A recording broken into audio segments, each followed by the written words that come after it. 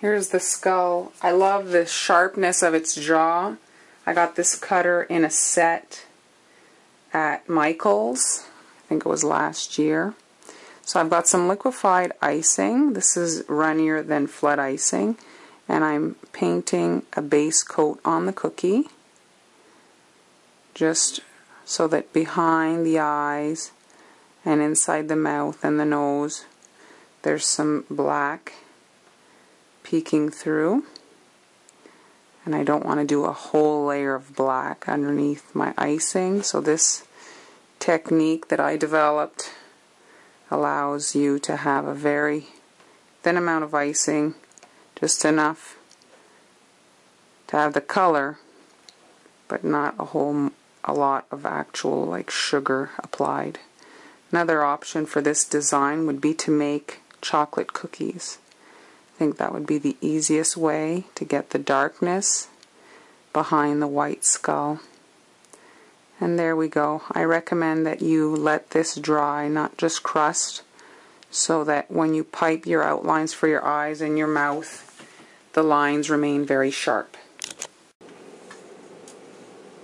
So here it is now. I've outlined the cookie in black. I will be supplying you with 2 templates. I made one, the template of last year's design that some of you might remember, and I've done this one a little bit more of a mean looking skeleton. So this is basically quilting on this cookie. So you're going to have to fill in sections. I'm going to start here with the lower jaw.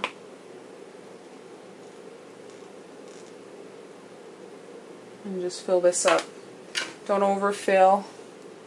Come back with your toothpick and just coax the icing to the edges. It's important for you to wait for your outline to be on the dry side, especially since we're working in black and white. It's that time in between that they dry when the white is wet. That's when it's able to drink the color from the black. If you can maybe have a fan on them or something that you can quicken the drying process, and it will reduce the amount of bleeding, chances of bleeding between the colors. So now here I've done the bottom jaw, and just for fun I'm going to airbrush black just on the edges here to create a little bit of a shadow. That's done. Now I'm going to fill the teeth on the top area. I'm able to fill the teeth. Some of them aren't touching any white edges.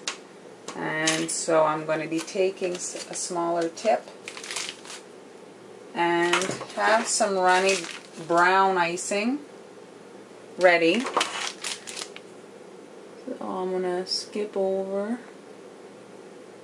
Here I can do these two. They're not touching anything. And now just add some brown in random areas. You want the teeth to look rotten. If you want, you can take a toothpick and kind of pull it around and, you know, just get that look right.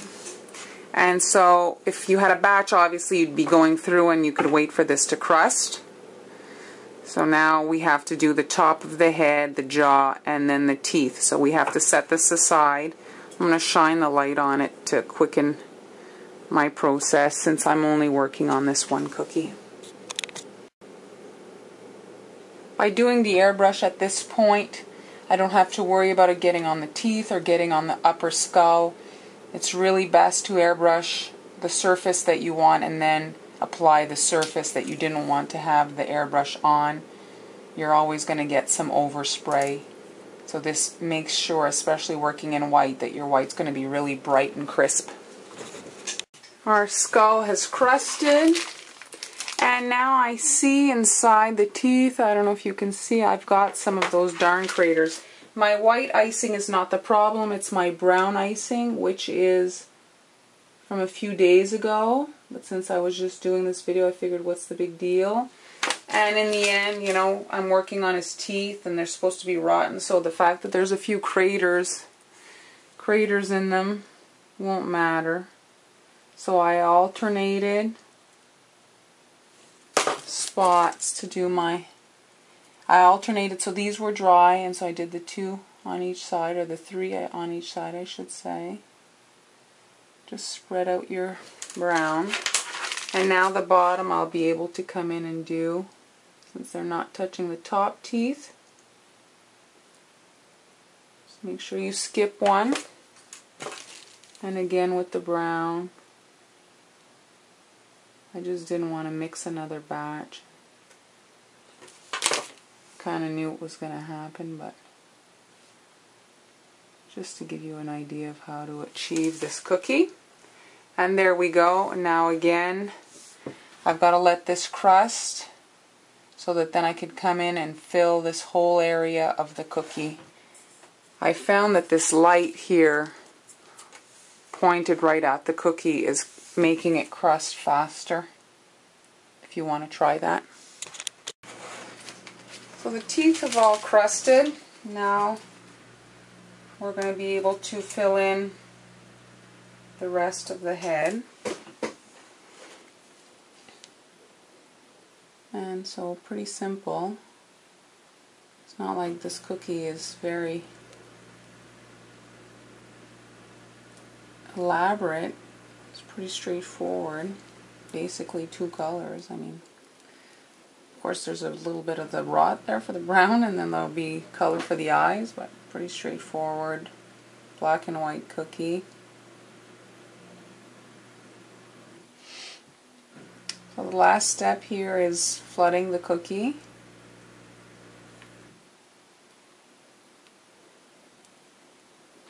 I'm going to come back with my toothpick and coax it here in the corner of the teeth.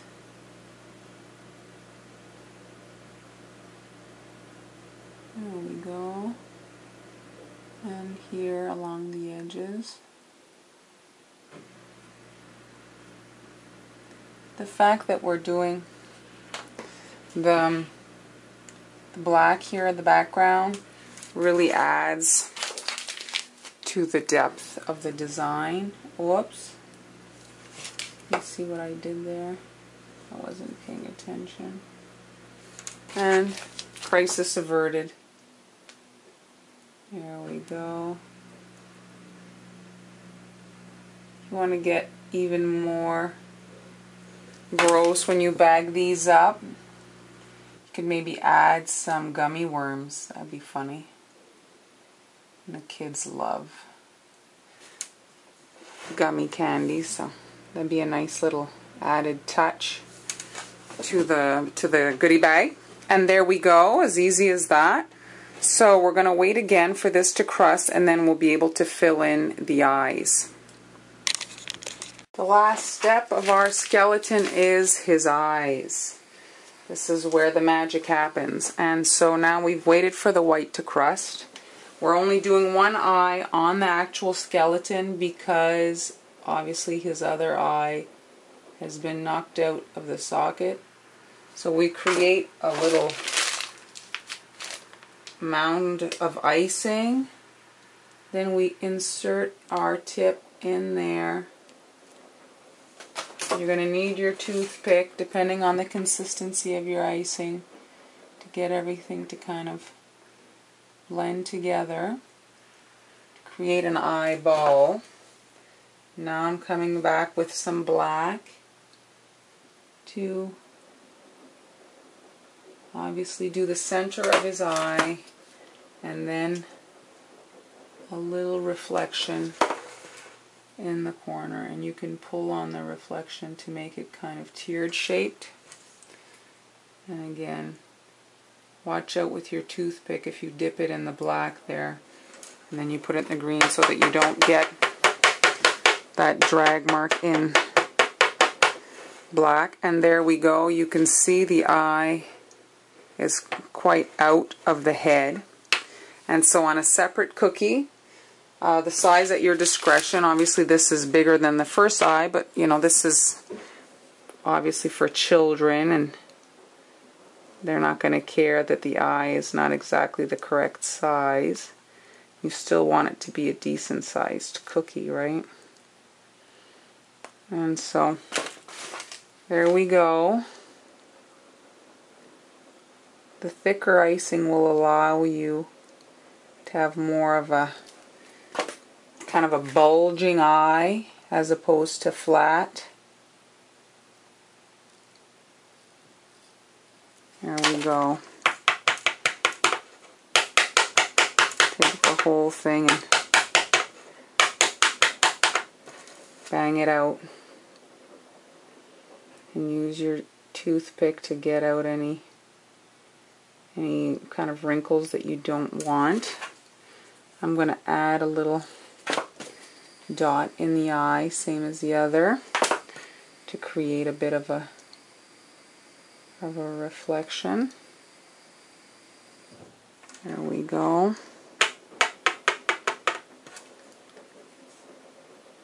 So here's some white peeking through the green, so you can just come back with your toothpick and correct that.